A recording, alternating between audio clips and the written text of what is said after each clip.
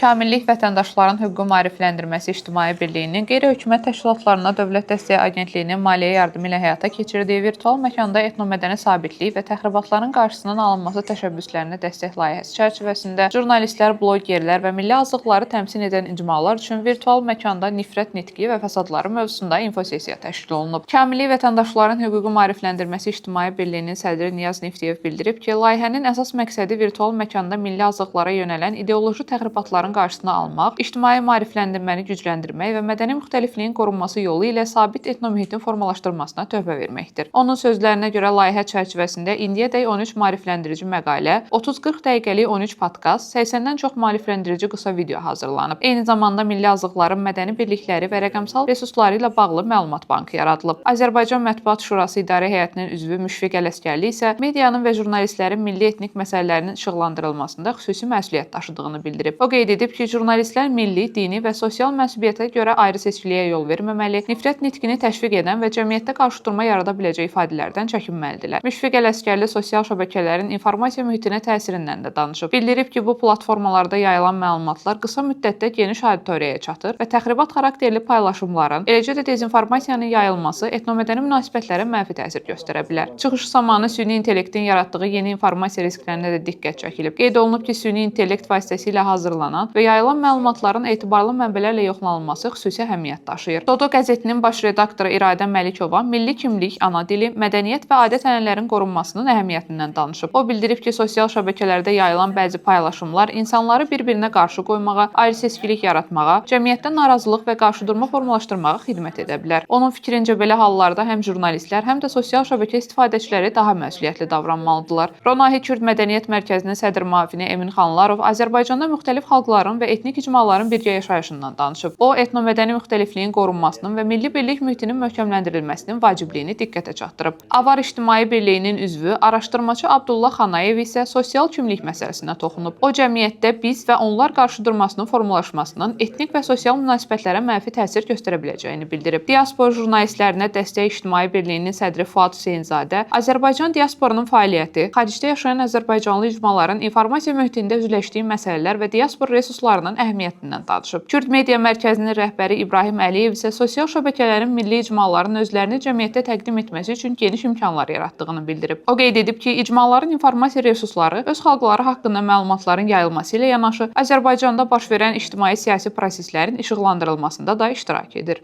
IT mütəxəssisi Bünyad Həbibov isə sosial şəbəkələrin informasiya yayımındakı sürətindən və bunun yaratdığı risklərdən danışıb. O bildirib ki, sosial şəbəkələr informasiyanı digər media platformaları ilə müqayisədə daha sürətlə auditoriyaya çatdırır. Bu isə dezinformasiyanın yayılmasının qarşısının alınmasını daha da çətinləşdirir. İnfosessiyada milli azlıq, etnik qrup, azsaylı xalq, mədəni müxtəliflik, multikulturalizm və tolerantlıq kimi anlayışların düzgün istifadəsi məsələsi də müzakirə olunub. Qeyd edilib ki, milli etnik məsələlərə dair materiallarda terminologiyanın düzgün seçilməsi həm peşəkar yanaşma, həm də müxtəlif icmaların həssaslıqlarının nəzərə alınması baxımından mühüm əhəmiyyət daşıyır. Müzakirələr zamanı sosial şəbəkələrdə təhlükəsizlik məsələlərinə də diqqət yetirilib. İştirakçılar şəxsi məlumatların qorunmasının, şübhəli keçidlərdən istifadə edilməməsinin və kiber təhlükələrə qarşı maarifləndirmənin artırılmasının vacibliyini bildiriblər.